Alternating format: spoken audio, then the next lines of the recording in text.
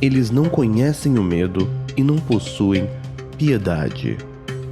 Em sua percepção distorcida, existe um único desejo: matar. Estas são pessoas com mentes diabólicas. Episódio de hoje: Arthur John Shawcross.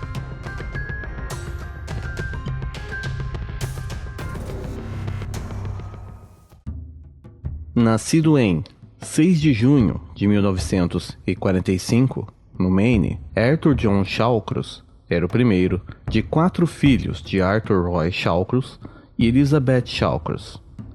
Era um bebê pequeno devido ao fato de ter nascido 2 meses prematuro. Quando criança, ele era socialmente estranho e raramente aceito por seus colegas. Sua família havia mudado para Watertown, no estado de Nova York. Durante esse período, os parentes dos Shawcross se mudaram para a área, e logo o quarteirão seria conhecido como Quarteirão Shawcross, devido à reunião familiar. Mas Arthur não se encaixava junto às muitas outras crianças. Para ganhar atenção, ele falava como um bebê o tempo todo, mesmo quando tinha 6 anos, e molhava a cama cronicamente. Também começou a fugir de casa, somente para receber essa atenção. Na escola, as coisas também eram ruins. Embora ele mantivesse notas aceitáveis, ele vivia sozinho. As outras crianças o provocavam.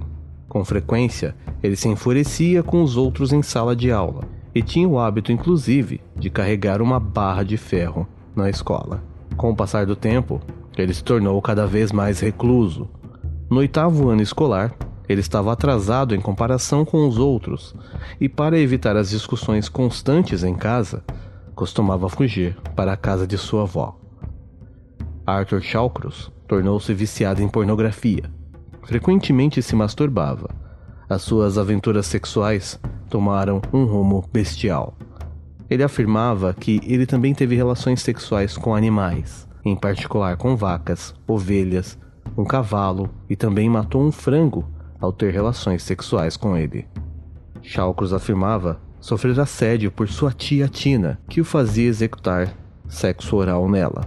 Na época em que ele tinha 14 anos, Arthur afirma que ele estava regularmente tendo sexo oral também com sua irmã e sua prima Linda. Ele também afirma que tinha outro relacionamento com uma menina que morava nas proximidades e foi pego por seu irmão enquanto fazia sexo oral com a garota. O irmão, supostamente, ameaçou contar aos pais de Arthur, a menos que ele fizesse sexo oral nele também. Foi nessa época que o desejo de sexo de Arthur tornou-se insaciável, e ele continuou a ter sexo oral sempre que a oportunidade se apresentava. No entanto, qualquer penetração seria de curta duração, porque Arthur perderia rapidamente a sua ereção. Um acontecimento mudou tudo o que Arthur sabia ou sentia sobre sexo.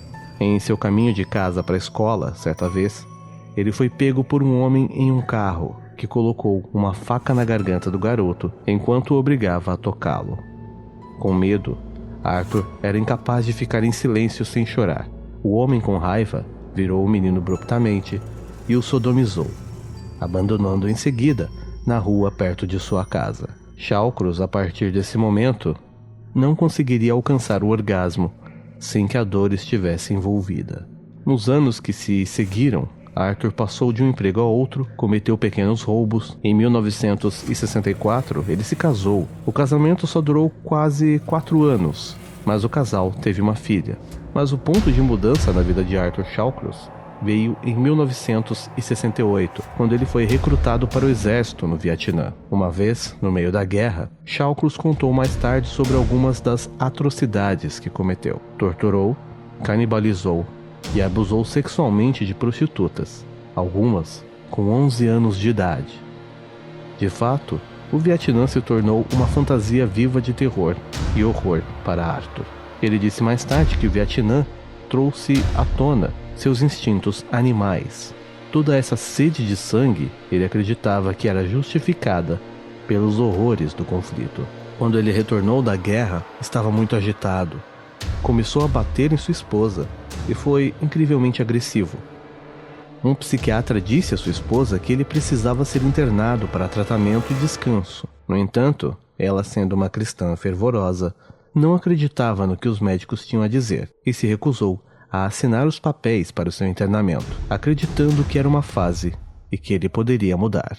Ele ficou preso alguns meses por alguns crimes contra os locais onde trabalhou. Nesse período, disse ter sido abusado sexualmente na prisão. Ao sair, a sua esposa o havia abandonado. Ele se casou novamente, dessa vez com uma amiga de sua irmã, a Penny. Seu sogro, tempos depois, o acusou de tentar abusar sexualmente da irmã mais nova de Penny, mas ele negou e não haviam provas. Shawcross, além desses problemas, suspeitava também da gravidez interrompida da esposa atual. Ele achava que o filho não era dele, pois ele sempre teve problemas em manter uma ereção e ter um orgasmo. Sem a terapia, o estado mental de Arthur começou a declinar e ele se tornou cada vez mais irritado. Ele acreditava que o espírito de um canibal do século XIII, Ariemes, possuía seu corpo, levando-o a cometer estupro, assassinato e canibalismo. Ele passava muito tempo às margens nos riachos e rios ao redor de Watertown. Como resultado, ele veio a conhecer muitas das crianças da cidade, que muitas vezes brincavam por ali, onde seus companheiros de pesca regulares tinham 10 anos de idade, Jack Blake, e em uma ocasião, Arthur tinha saído à casa do rapaz para pedir à mãe de Jack, Mary, se ele poderia ir pescar com o garoto. De acordo com Mary, quando ela se recusou, Arthur foi educado e concordou que ela tinha tomado a decisão certa. 4 meses depois, na manhã de 4 de junho de 72, Jack saiu para brincar e nunca mais voltou para casa. Mary, a mãe, mais tarde bateu na porta de Arthur para perguntar onde seu filho estava. Arthur disse-lhe que ele não tinha visto desde aquela manhã. O que ela não sabia é que Shawcross tinha levado Jack para a floresta, o deixado nu, molestado sexualmente o garoto antes de finalmente estrangular e bater sua cabeça no chão. Após isso, ele removeu seu coração e os órgãos genitais e os comeu. Embora Shawcross era um suspeito no desaparecimento do menino, nenhuma ação foi tomada devido à falta de provas. 3 meses depois, enquanto a polícia ainda estava à procura de Jack Blake, Carrie Ann Hill, de 8 anos de idade, foi encontrada morta debaixo de uma ponte perto do rio Black. Ela havia sido estuprada, mutilada e estrangulada. Quando uma investigação policial revelou que Hill e Shawcross tinham sido vistos juntos anteriormente no mesmo dia, Shawcross voltou a ser um suspeito. Depois que recebeu outro relatório que Shawcross foi visto comendo um sorvete na ponte, perto de onde o corpo foi encontrado, a polícia pegou Arthur Shawcross e o levou para interrogatório. Ele foi interrogado na sede da polícia, mas surpreendeu a polícia, perguntando-lhes na frente do seu advogado de defesa: "O que vai acontecer comigo se eu te disser uma coisa?"